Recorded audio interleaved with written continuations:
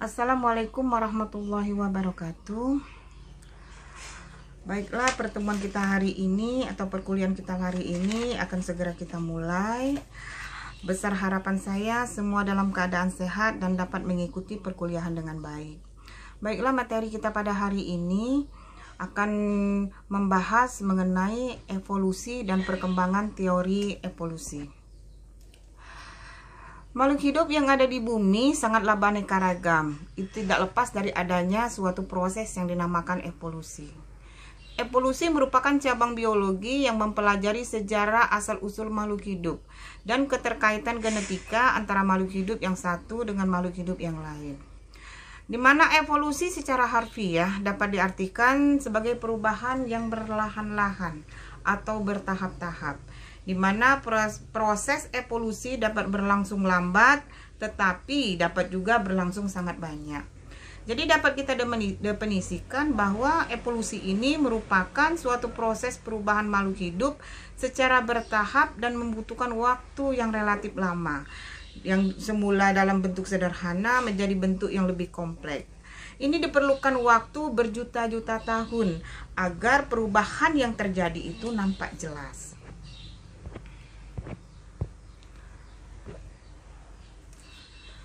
Kita kenal ada bermacam-macam evolusi.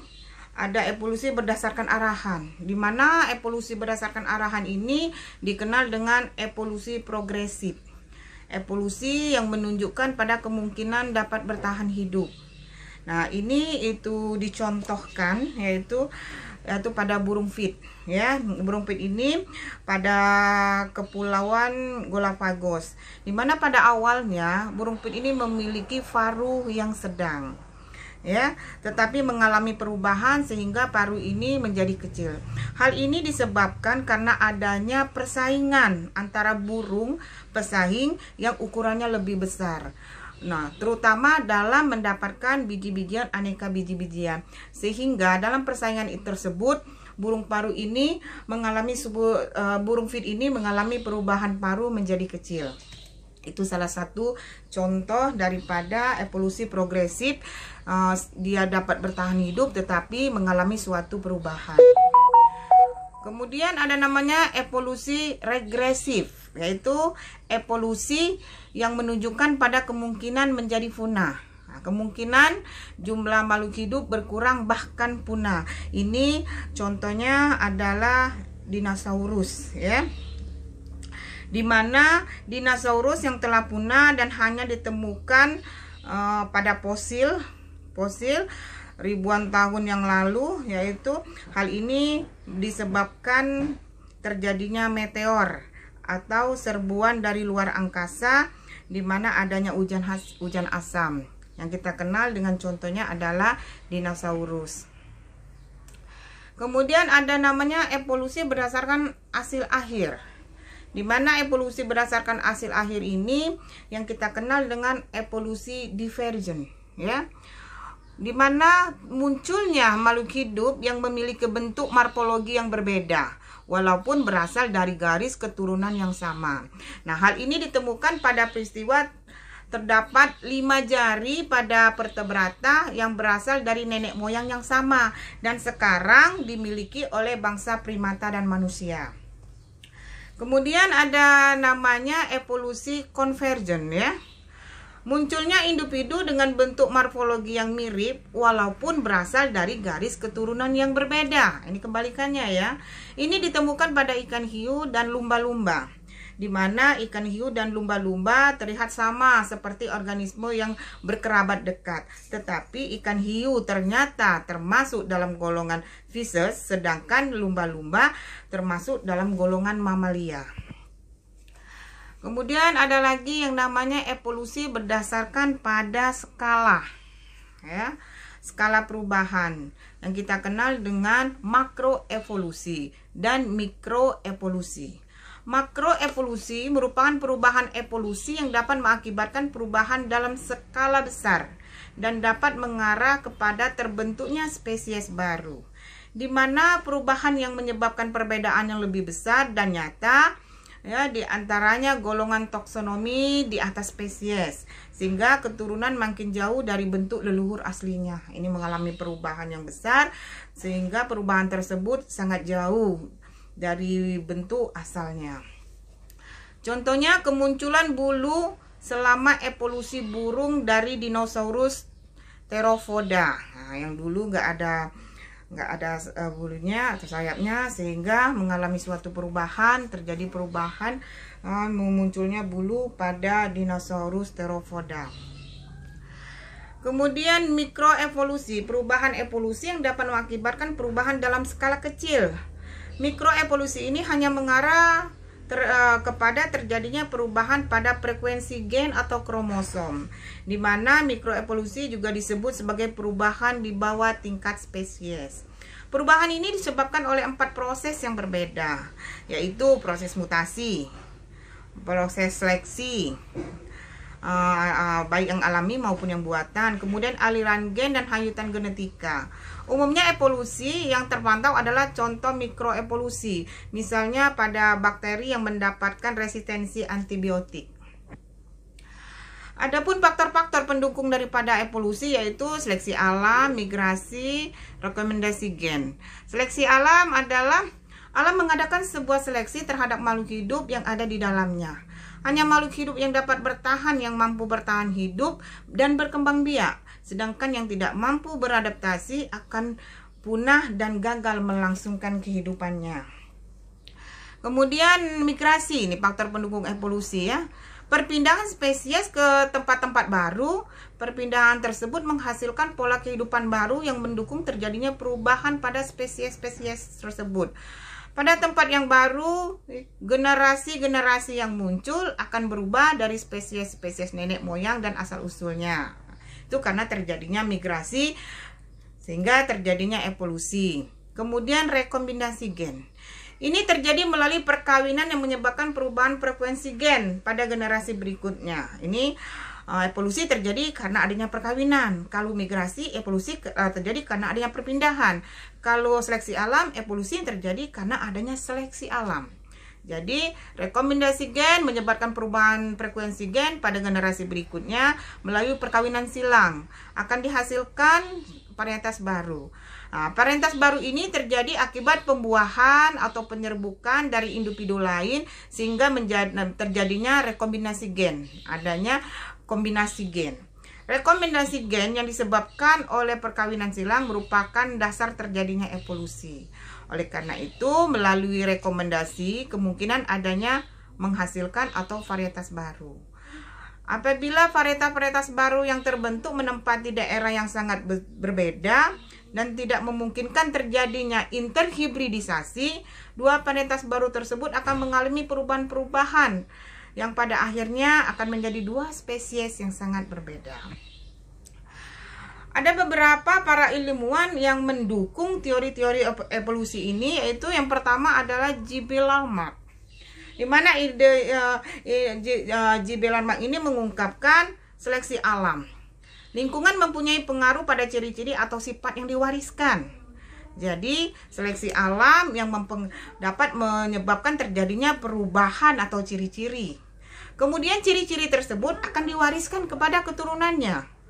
Jadi, karena seleksi alam, sehingga terjadilah perubahan ciri-ciri. Ciri-ciri tersebut akan diwariskan kepada keturunannya. Organ yang sering digunakan akan berkembang, sedangkan apabila tidak digunakan akan mengalami kehilangan atau penurunan, itu bisa jadi. Ini yang kita kenal dengan yang namanya beradaptasi. Nah, kalau teori J.B. Lamarck ini dia lebih menekankan kepada adaptasi. Ini bisa dicontohkan kepada dalam adaptasinya pada jerapah yang berleher panjang. Jerapah yang berleher panjang dapat beradaptasi dengan baik dalam memperoleh makanan, ya, atau memperoleh sumber makanan, di mana sumber makanan yang diperoleh pada pohon-pohon yang tinggi, sehingga terjadi yang namanya perubahan ciri-ciri atau terjadi organ daripada jerapah ini terutama leher mengalami perkembangan yang lebih panjang. Nah, hal ini diturunkan kepada keturunannya sehingga menghasilkan jerapah yang lebih panjang. Jadi teori Zimmermann ini menekankan kepada adaptasi daripada jerapah, kemudian dari adaptasi tersebut mengalami suatu perubahan atau ciri-ciri organ, kemudian diturunkan. Nah, diturunkan diwariskan kepada keturunannya sehingga makhluk hidup yang dapat beradaptasi akan tetap berada sampai kondisi sekarang. Kemudian itu ada namanya teori Darwin, ya, yang kita kenal dengan Charles Darwin. Darwin itu mengungkapkan pendapat mengenai evolusi. Yang pertama, yang menjadi dasar evolusi organik bukan dari adaptasi lingkungan. Ini menolak, ya, teori sebelumnya, melainkan karena seleksi alam dan seksual. Seleksi alam berupa pertarungan dalam kehidupan yang kuat dan terus hidup. Sedangkan setiap populasi berkecenderung untuk tumbuh banyak karena proses reproduksi. Untuk berkembang biak diperlukan adanya makanan dan ruang yang cukup. Bertambahnya suatu populasi tidak berjalan secara terus-menerus. Teori ini ditunjukkan ada dua jerapah yang berleher panjang dan berleher pendek, di mana jerapah yang berleher panjang, ya, dapat lebih unggul dari jerapah yang berleher pendek. Kemudian jerapah yang berleher panjang ini akan kawin dan bertahan sampai sekarang. Nah, itu lebih ditekankan kepada seleksi alam. Yang berleher panjang hidup, yang berleher pendek akan mati karena adanya persaingan dalam mendapatkan sumber makanan. Kalau yang teori Zimmermann tadi yang menyatakan bahwa adaptasi, kemudian adaptasi tersebut terjadi perubahan, mengalami perkawinan sehingga menurunkan sifat keturunan, menghasilkan keturunan yang berleher panjang. Tapi sedangkan teori Darwin, yang panjang tadi dapat bertahan hidup oleh seleksi alam, yang pendek ini akan mati. Sehingga sampai sekarang jerapah memiliki leher yang panjang. Kemudian ada lagi teori para ahli evolusi, yaitu seperti Alfred, ya, memilih pendapat yang sama dengan Charles. Jadi dia mendukung pendapat Charles bahwa spesies yang sekarang berasal dari spesies pada masa lampau yang dapat bertahan hidup, ya, dapat bertahan hidup karena seleksi alam, ya. Kemudian Côte de Buffon menyatakan bahwa variasi kecil yang terjadi karena pengaruh alam sekitar dapat diwariskan. Dengan demikian, kemampuan beradaptasi dengan lingkungan akan menyebabkan terjadinya variasi yang mengarah pada bentuk-bentuk spesies yang baru. Kemudian ada Sir Charles menyatakan bahwa batuan, pulau-pulau, benua mengalami sebuah perubahan. Kemudian ada namanya Thomas Robert Malthus, ya, menyatakan bahwa bertambah jumlah penduduk naik seperti deret ukur, sedangkan bahan makanan yang tersedia naik seperti nilai hitung. Jadi berbeda kalau untuk yang jumlah penduduk ini naiknya seperti deret ukur, sedangkan kalau ketersediaan atau produksi bahan pangan yang tersedia naik seperti nilai hitung. Kemudian ada lagi teori para ahli evolusi, yaitu Anaximander, di mana manusia berdasar dari makhluk hidup akuatik seperti ikan dan mengalami proses evolusi. Bumi pada awalnya merupakan lautan, lalu berkembang menjadi daratan. Para makhluk hidup akuatik pun termodifikasi sehingga dapat hidup di darat. Nah, ini pada manusia, ya, itu kita kenal dengan namanya merman dan mermaid.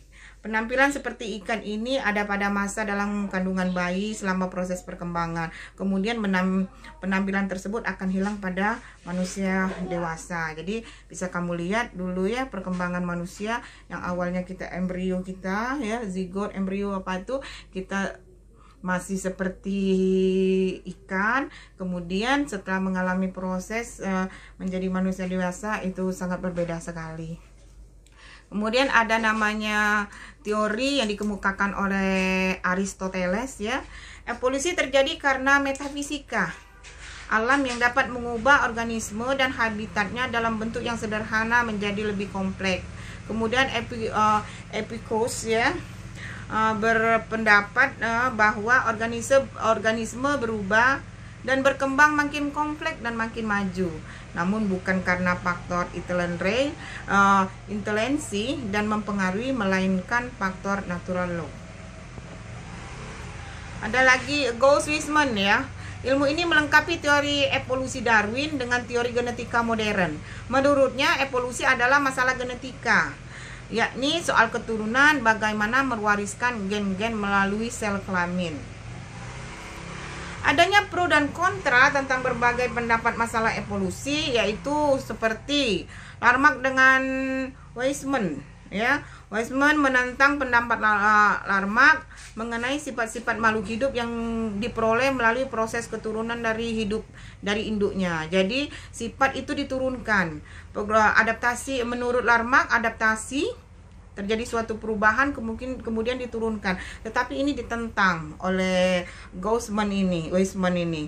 Ditentanginya dengan melakukan suatu percobaan ya, di mana ada 2 ekor tikus, dipotong ekornya yang panjang, kemudian dikawinkan sampai ke generasi ke-20 dan sampai ke-21, keturunan induk tikus yang lahir yaitu tetap memiliki ekor yang panjang. Nah, berarti ini mematahkan teori sebelumnya yang menyatakan bahwa adaptasi itu bisa diturunkan. Sedangkan Weismann ini menentang adaptasi yang bisa diturunkan dengan cara mengadakan percobaan dengan memotong ekor tikus.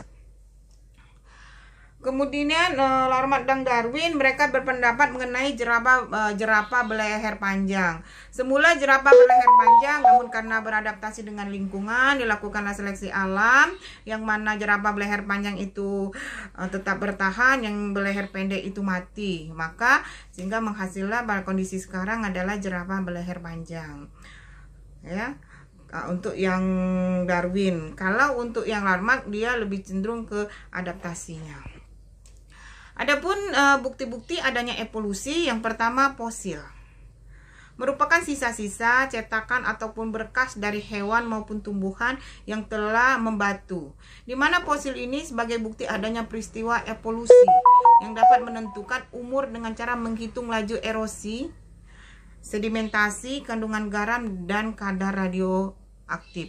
Jadi ini evolusi merupakan bentuk bahwa memang benar terjadinya evolusi. Kemudian namanya homologi. Ini bukti juga adanya evolusi. 2 organ tubuh dikatakan homolog apabila mempunyai asal yang sama secara embriologik, tetapi pungus dan bentuknya berbeda. Contoh alat gerak manusia dan sirip ikan memiliki bentuk rangka yang sama namun berbeda atau fungsinya. Kita ketahui ya, alat gerak manusia dengan untuk ikan itu berbeda. Kemudian analogi merupakan kebalikan dari homologi, yaitu mempunyai asal yang berbeda namun memiliki fungsi yang sama. Contohnya sayap kupu-kupu dengan sayap kelelawar. Ini memiliki bentuk rangka yang berbeda namun memiliki fungsi yang sama, yaitu untuk terbang. Bukti-bukti evolusi lainnya seperti embriologi perbandingan merupakan hewan-hewan kelas vertebrata seperti ikan, reptil, aves, dan mamalia. Meskipun tubuh individu dasarnya berbeda, namun fase perkembangan embrionya sangat mirip. Ya, nanti kamu bisa lihat, bisa kamu cari ya. Itu di perkembangan embrio dari manusia memiliki kemiripan, di mana embrio perbandingan ini dibagi menjadi 2. Ontogeni, yaitu perkembangan individu mulai dari sel telur hingga individu tersebut mati. Sedangkan filogeni, sejarah perkembangan organisme dari filum yang paling sederhana hingga yang paling sempurna. Ada lagi nih bukti evolusi, yaitu adanya variasi dalam satu spesies. Individu yang termasuk dalam suatu spesies tidak pernah bersifat identik atau sama persis. Jadi tidak ada individu yang sama persis. Dimana variasi ini terjadi karena adanya faktor genetis dan lingkungan. Jadi faktor yang mempengaruhi suatu individu yaitu faktor genetis dan faktor lingkungan. Jadi kita yakini bahwa tidak ada satu spesies pun atau individu termasuk dalam satu spesies itu memiliki sifat yang identik atau sama persis. Kemudian ada juga bukti daripada evolusi, yaitu petunjuk secara biokimia. Digunakanlah uji presipitin atau endapan yang pada dasarnya adanya reaksi antara antigen, antibodi. Semakin banyak endapan yang terbentuk, maka semakin jauh hubungan kekerabatannya. Ada lagi adanya organ-organ tubuh yang tersisa, ya. Organ-organ tubuh yang tersisa merupakan bukti adanya proses evolusi. Organ-organ ini sudah tidak berguna namun masih dijumpai pada manusia, seperti umbai cacing kita kenal ya. Apabila kita sakit usus buntu, kemudian dilakukan operasi, dipotong umbai cacing kita. Umbai cacing dipotong tidak berpengaruh kepada organ-organ yang lain ya. Kemudian tulang ekor sampai sekarang kita belum tahu tuh fungsinya itu ada, tetapi kita belum tahu nih fungsinya untuk apa. Mungkin daging taring yang runcing, rambut pada dada. Ada lagi petunjuk peristiwa domestikasi ya, pembudidayaan makhluk hidup atau domestikasi dapat mengakibatkan terjadinya perubahan fenotip sesuai dengan keinginan manusia. Cara ini dapat mengevolusikan makhluk hidup, artinya dapat menghasilkan suatu varietas baru yang dikehendaki manusia berdasarkan sifat-sifat yang berbeda.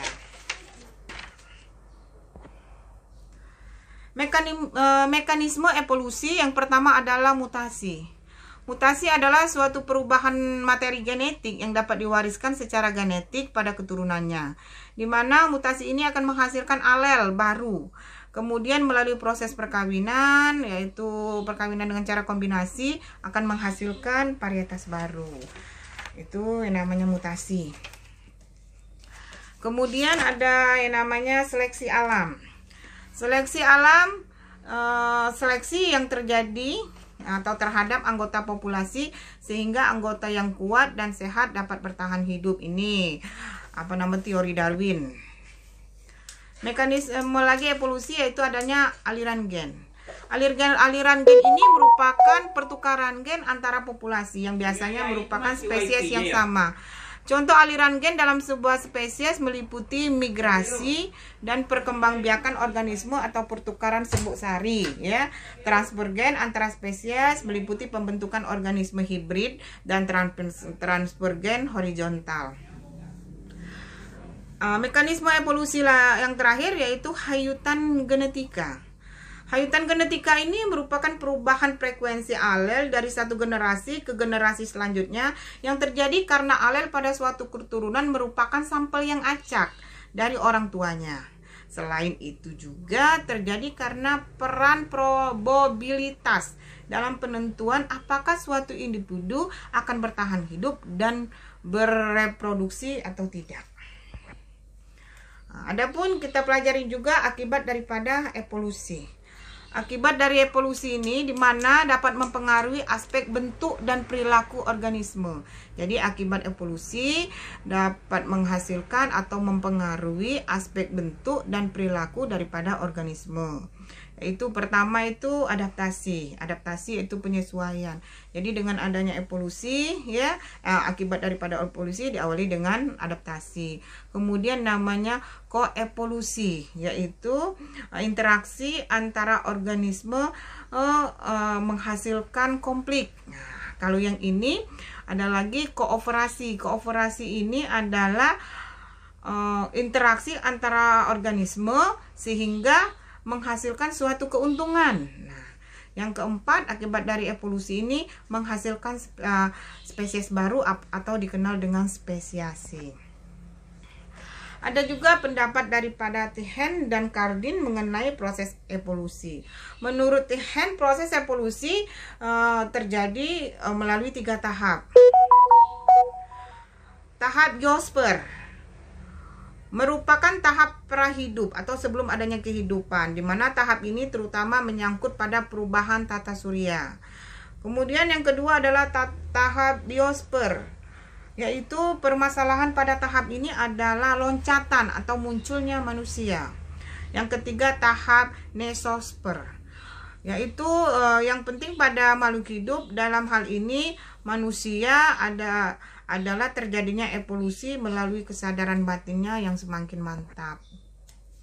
Oke, demikianlah materi kita pada hari ini mengenai evolusi dan teori-teori yang mendukung daripada evolusi.